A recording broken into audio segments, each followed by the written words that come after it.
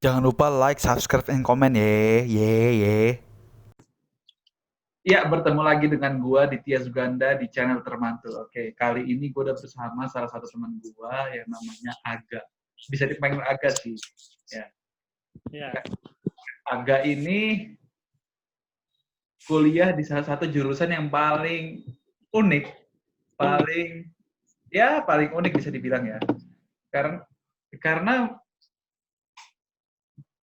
ya kita tanya lagi lah kepada narasumber kita saat ini. Kuliah di mana sekarang, Aga? Ya, Assalamualaikum. Assalamualaikum. Waalaikumsalam. Ya, saya sih sekarang kuliah di Binus University, salah satu universitas swasta terbaik di Indonesia, jurusan Cyber Security.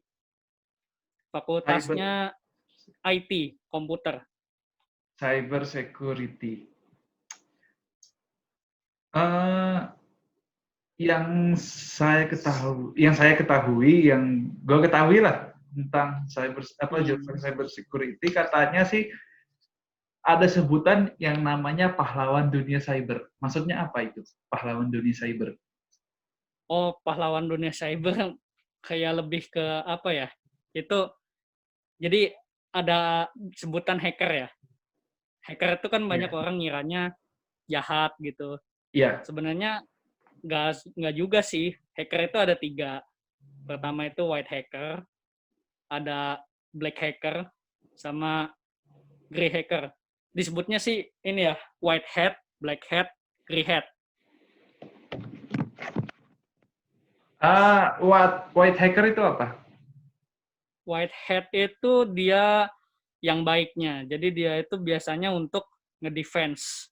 Biasanya kalau database seseorang, misalnya dari, saya udah bikin suatu codingan nih data gitu. Berarti bisa dibilang dia yang ngamanin. Terus dia bisa jadi kayak dosen pun juga, dosen cyber security ini ya disebut hacker bisa juga sih. Berarti hacker bisa kan, Berarti bisa dibilang cyber para pekerja yang berada di para pekerja atau para pegawai yang berada di badan cyber dan sandi negara bisa dibilang white hat. Iya, white hat. Jadi dia bekerja untuk negara, untuk kebaikan gitu. Kalau black hat itu justru dia hacker yang kata banyak orang bilang gitu. Contohnya kayak ya pastinya ngeretas data ini itu. Sebenarnya kalau ngeretas itu namanya cracker. Jadi beda hacker sama cracker. Bukan kue ya, bukan biskuit. Yeah. Jadi cracker itu kan dari kata Inggrisnya crack. Crack itu kan retak gitu. Jadi dia ngeretas. Kalau hacker itu dia ibaratnya dia tahu nih kondisi dari sebuah datanya nih. Wah, kira-kira ini di sini tembusannya ini itu. Cuman dia mau melakukan atau tidak gitu. Kalau grey hat yaitu ibaratnya kalau orang munafiknya gitu. Jadi dia bisa menjadi black hat sama white hat gitu. Iya, dia orang yang misalnya dia kerja di suatu institusi atau dia di perusahaan gitu. Nah, dia tahu codingan ini itu. Nah, terus dia tahu titik lemah dari suatu datanya, dia kasih tahu ke hacker-hacker gelap lainnya. Dia dapat komisi dari situ. Ya, gampangnya gitulah. Jadi orang munafiknya gitu. Oke. Ini sangat cukup menarik sekali ya untuk diulas lagi tentang cukup dalam tentang jurusan perkuliahan ini. Di jurusan cyber security itu bakal belajar apa? Pada dasarnya sih codingan, kayak anak IT. Codingan tuh ya tahulah kalau anak-anak komputer pasti ya. Jadi codingan itu kayak bahasa pemrograman gitu. Berarti programming komputer gitu. Berarti seorang mahasiswa jurusan cyber security dituntut untuk pinter dan algebra. Aljabar pasti. Jadi awal dasarnya tuh matematika sama komputer. Oke. Terus kalau dari bahasa pemrograman pasti ada banyak lah gitu. Oh ya, ada tips juga untuk teman-teman semua yang pengen masuk ke cyber security misalnya. Kalau mau berminat, eh, kalau menurut saya ya mending dikuatin dulu dari niat sih pastinya. Niat dulu, terus nanti juga di komputernya kuatin gitu untuk pelajarin codingan. Itu soalnya dasar sih. Soalnya banyak Eh, yang kewalahan. Oke, kalau untuk di jurusan cyber security ini, eh, prospek kerjanya seperti apa? Oh, kalau prospeknya sangat luas pastinya. Dia soalnya kalau komputer, gampangnya jangan cyber dulu deh, komputer. Komputer itu pasti di dunia ini pasti pakai komputer kan. Semuanya itu data-data segala gitu, administrasi, akuntansi, terus sama data rahasia intelijen gitu pun juga komputer. Rumah sakit pun juga kan pakai komputer. Itu jadi jelas luas banget lah. Oke, Terutama kalau cyber itu dia yang lindungin data. eh, oke, mungkin jadi gini, saya juga ingin mempertanyakan apa kan sekarang banyak sekali kejahatan-kejahatan cyber, ya kan? Hmm. Ya mungkin saya juga kurang gaptek akan Ya, adanya eh, kurang teknologi mengerti seperti lah laptop dalam atau data-data ya. itu kurang mengerti. Apakah bisa apa Anda memberikan saran kepada kami agar data-data kami itu tidak gampang diretas? Kalau untuk diretas pasti semuanya nggak ada yang aman ya gitu. Untuk data itu pasti nggak ada yang aman. 100% maksudnya nggak ada. Tapi setidaknya untuk mencegah gitu, untuk dari uh, diretasnya suatu data penting gitu, misalkan data privasi, data apalah, bisa dengan cara, terutama kan sekarang kan pakai gadget kan, pakai HP ya, anak muda zaman sekarang. Iya. Ada dari cyber pun nanti dipelajari juga sih kalau kuliah cyber ya.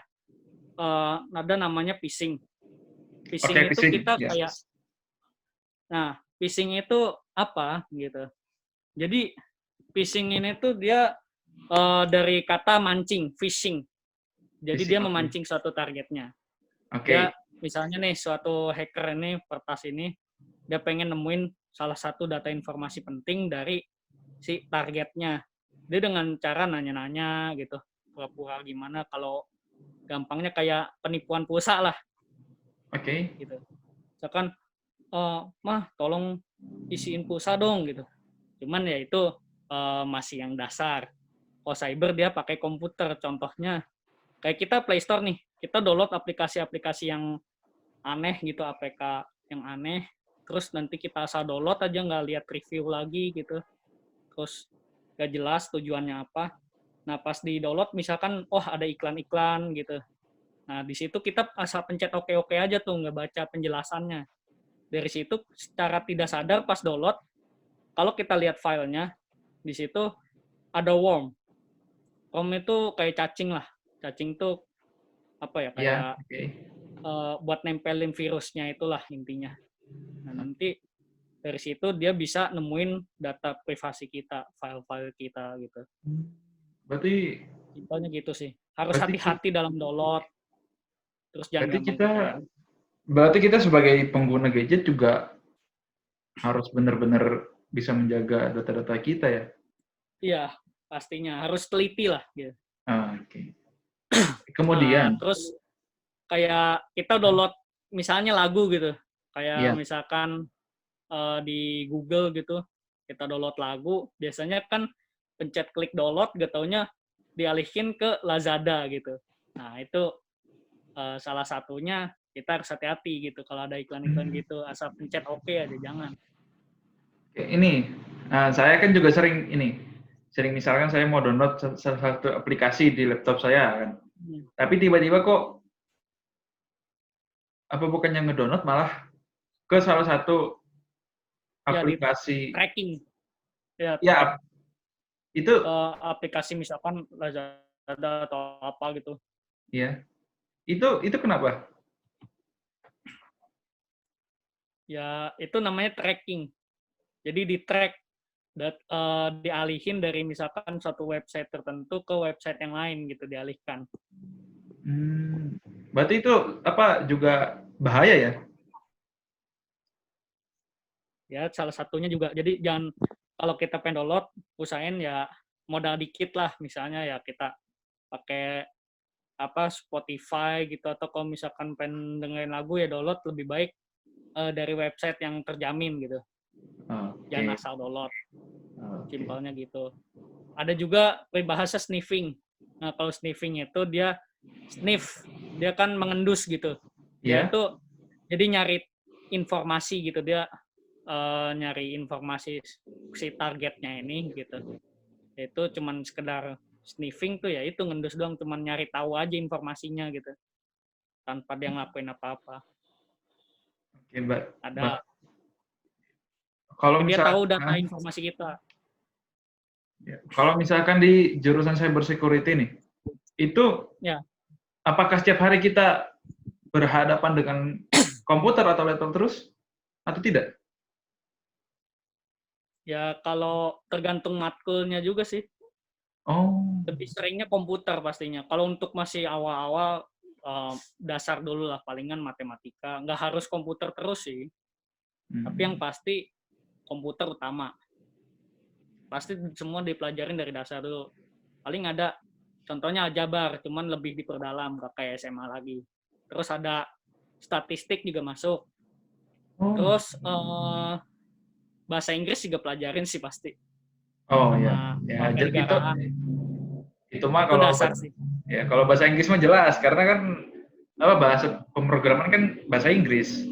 Iya, bahasa Inggris, bahasa Indonesia, kewarganegaraan gitu. Kewarganegaraan ya karena untuk itu mata kuliah wajib kalau nggak salah. Wajib ya. Ya. Ya tujuannya biar kita nggak jadi hacker yang jahat gitu pastinya. Oh iya, salah satunya itu. Oke, kemudian Anda kan kuliah apa berhubungan dengan teknologi atau dengan komputer. Ya, komputer. Ini kan kita Indonesia kan akan segera masuk ke era industri 4.0. Ya, 4.0. Oke. Menurut Anda, apakah saat ini Indonesia siap menuju ke era industri 4.0? Untuk opini publik sih sebenarnya macam-macam ya. Untuk kondisi di Indonesia, kalau dari opini saya sendiri sih kayaknya belum siap gitu. Belum siapnya terutama ya diambil dari masyarakatnya dulu deh gitu. Kita kan dari tenaga kerja kan, lapangan kerja kan kurang, sedangkan orangnya banyak. Terus kualitas SDM-nya kurang. Nah, itu harus ditingkatkan. Itu yang paling dasarnya sih ya. Terus untuk in generalnya misalnya pemerintah gitu. Nah, dari pemerintah sendiri kita kurang siap sebenarnya. Contohnya. Tetapi kan dari pemerintah secara perlahan-lahan, misalkan nih di bandara, misalkan pengecek di sisi keimigrasian, itu kalau yang saya lihat di bandara-bandara seperti Bandara Soekarno-Hatta, Bandara Juanda Surabaya, itu sudah menggunakan mesin dalam pemeriksaan paspor. Itu.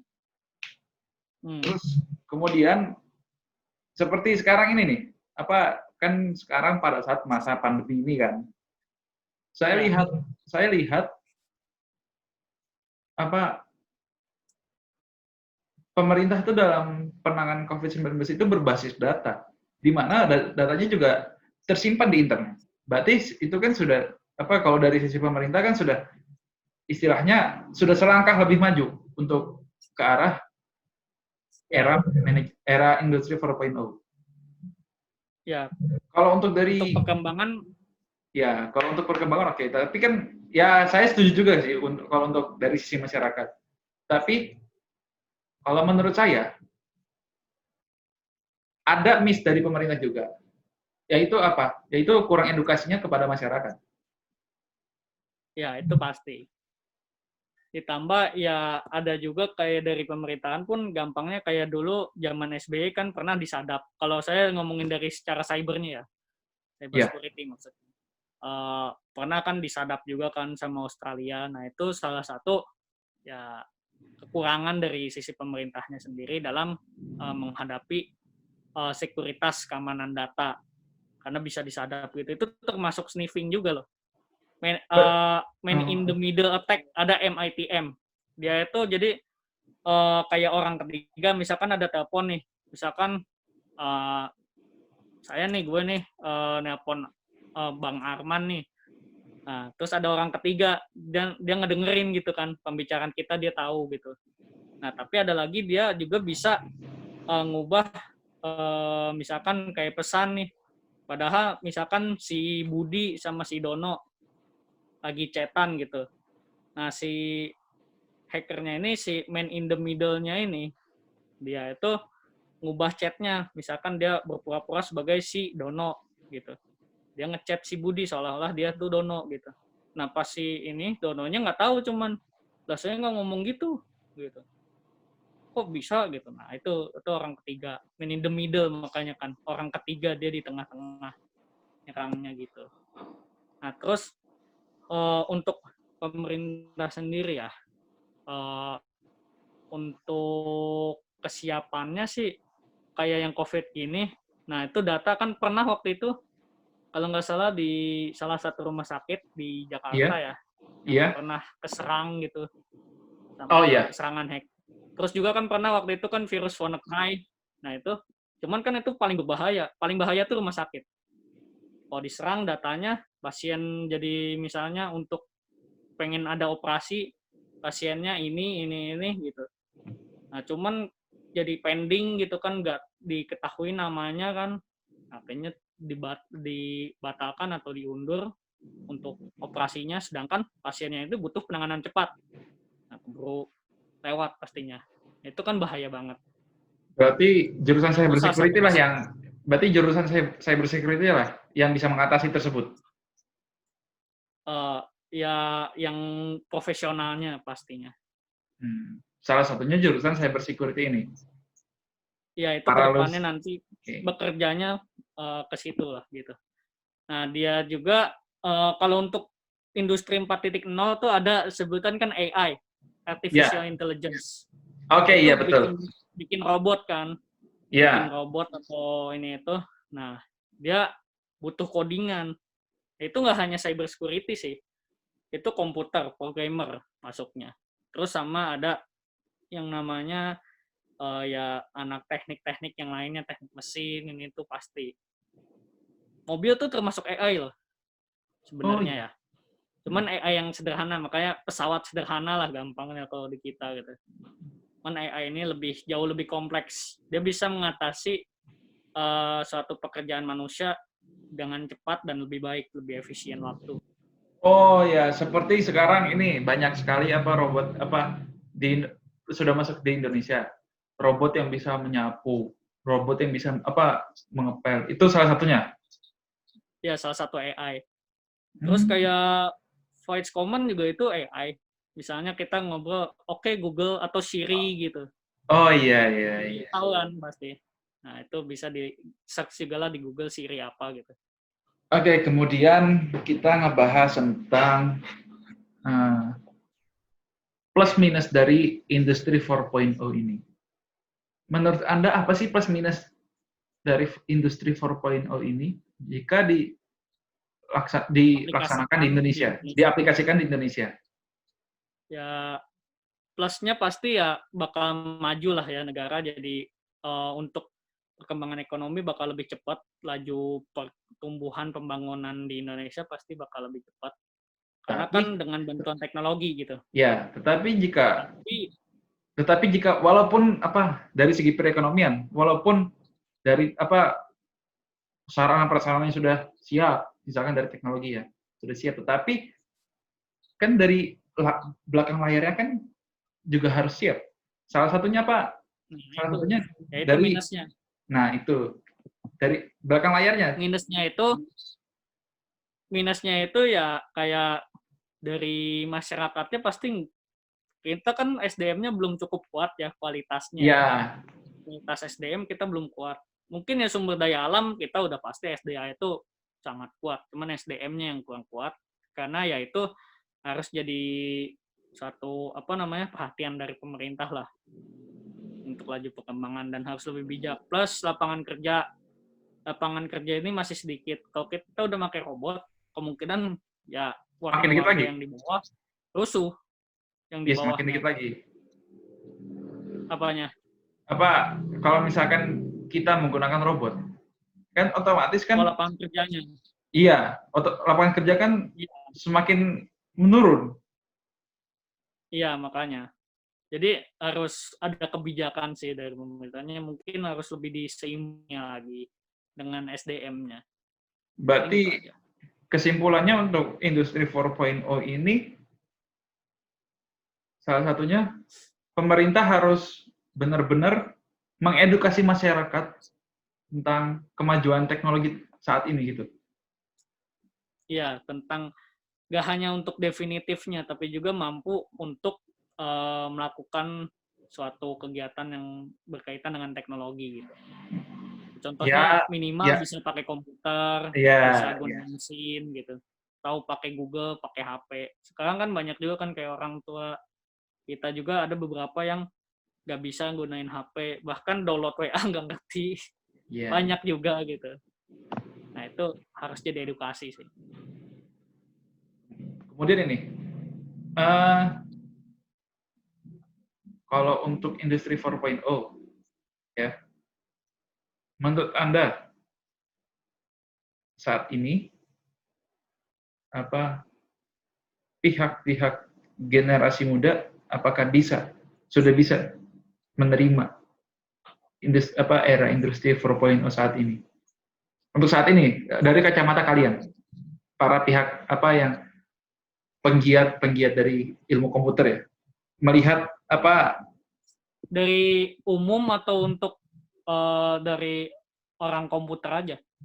Menurut kalian dari kacamata penggiat ilmu komputer lah.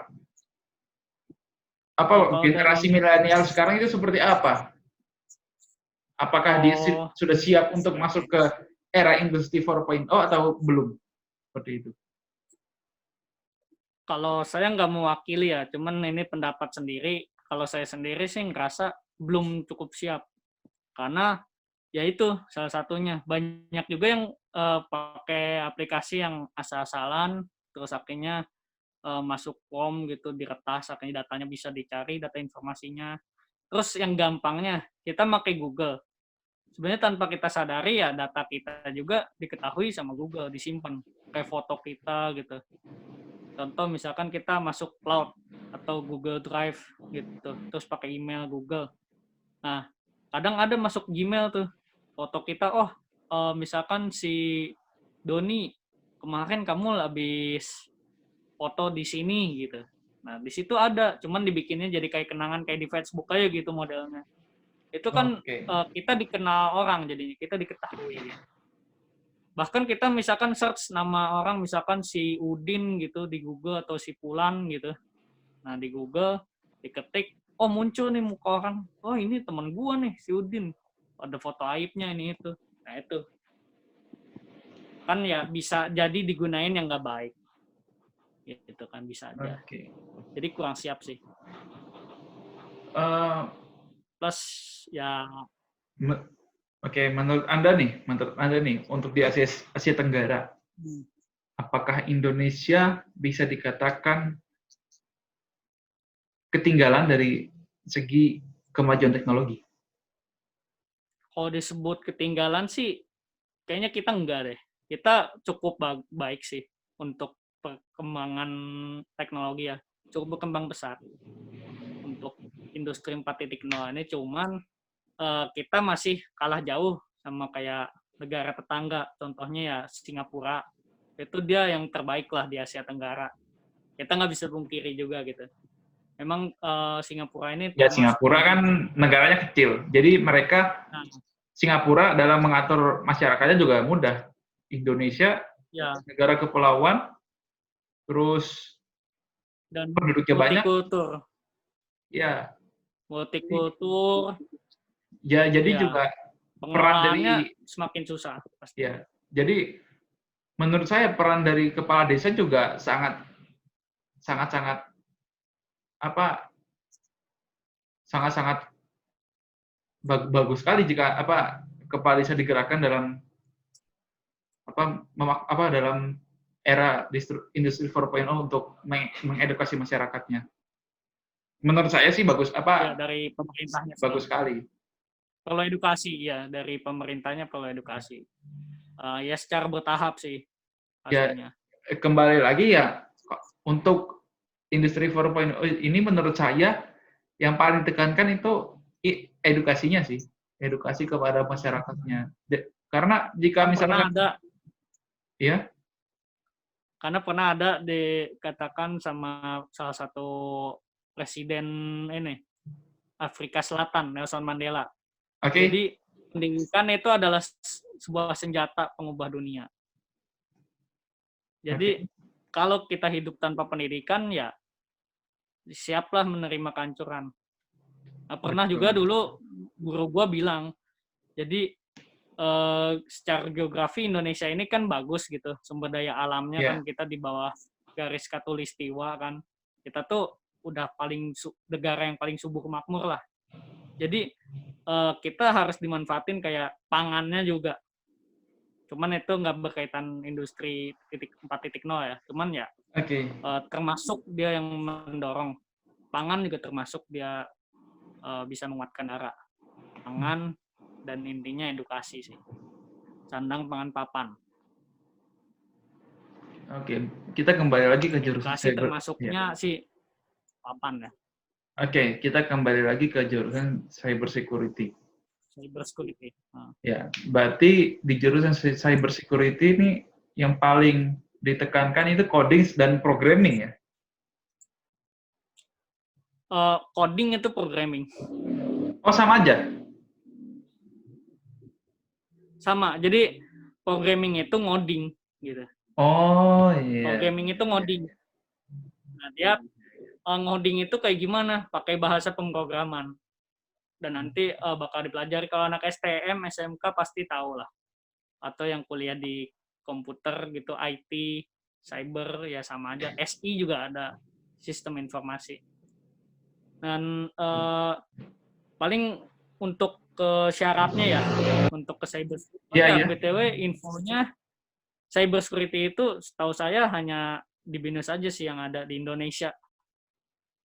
Di seluruh Indonesia hanya di BINUS. Tapi yang saya cari, yang saya lihat lagi. Iya, di ITB ada. Ada juga sih di ITB. Ada. Cuman dia masih kayak subdivisi dari IT. Kalau di BINUS ini kan udah jadi prodi. Bedanya itu. Yang perlu ditekankannya lagi. Dan termasuk yang tertua cyber security di Indonesia di BINUS. Satu-satunya. Di Telkom? Telkom nggak ada cyber. Temen gue ada sih di Telkom soalnya. Berarti BINUS salah satu pelopor dari cyber security ya? Iya, salah satunya. Sudah berapa angkatan di jurusan cyber security ini? Termasuk baru ya, kalau nggak salah tuh 4 atau 5 gitu. Sama Anda? Baru sih. Iya, sama saya tuh 4 atau 5 gitu. Lupa deh. Saya kan baru semester 2 nih gitu. Oke, berarti masih awal ya? Ya, masih awal. Jadi saya juga masih newbie, Bang. Gitu. Masih cacat saya. Oke, ya, tapi kan masih samar-samar lah untuk ilmunya gitu. Masih ayah lah. Mungkin teman-teman yang lain masih lebih jago lah gitu. Berarti kan memang ya. Tapi kan semakin walaupun masih awal kan, tapi kan sudah mempelajari apa itu cyber security. Walaupun ya, sedikit. Dasar-dasar. Ya. Paling saya ikut di UKM-nya ada UKM yang khusus untuk ke cyber security. Dia ada UKM-nya yang khusus membahas tentang masalah cyber security, masalah sekuritas. Dia ada pelajarin bahasa pemrograman, programming gitu. Dia juga ada mempelajari tentang ya keamanan database gitu-gitulah, tentang cyber security intinya. Ini Steganografi, apalah. Ini kalau berbicara tentang teknologi sangat menarik sekali sini. Kebetulan kan saya anggota peradilan semu di salah satu universitas di Jawa Barat. Ya, saya dulu pernah mendapatkan salah satu kasus tentang kejahatan. Jadi di dalam kasus posisi ini si tersangkanya ini mengambil data-data nasabah. Nah, itu apakah cyber security ini bisa mengamankan data-data nasabah di suatu bank? Nah, kalau bisa mengamankan kembali ke individu lagi sih. Jadi ada kan yang juga kalau misalnya kayak kuliah nih, kalau kita kuliah nggak bener gitu, kuliah cuman modal absen gitu. Nah, itu ya siap-siap yang nggak bisa memahami pelajaran gitu pastinya.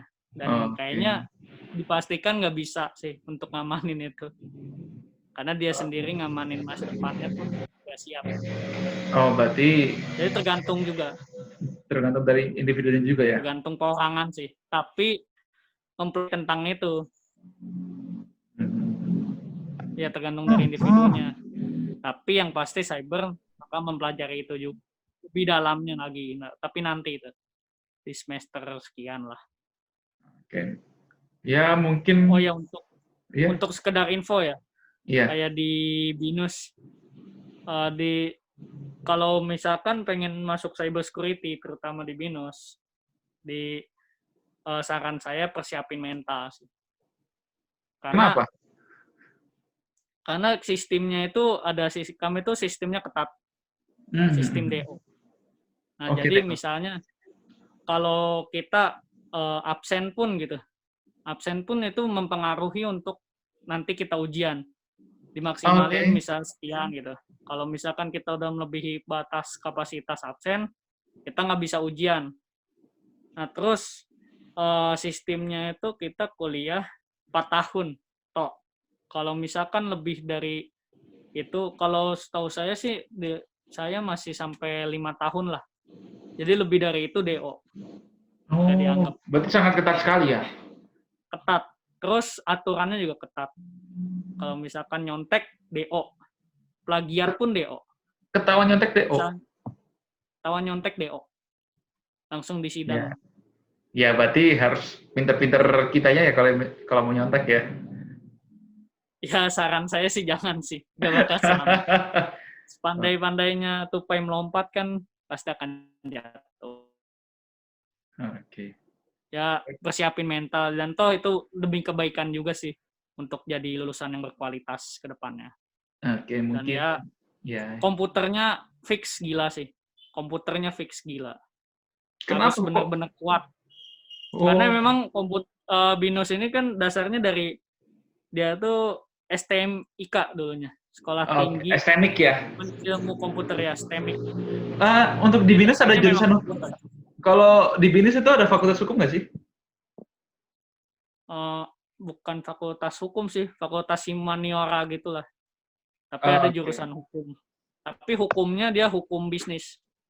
Hukum bisnis? Beda sih. Hukum bisnis. Business law. Ya, oke. Mungkin itu saja sih yang ingin gue ulas sih.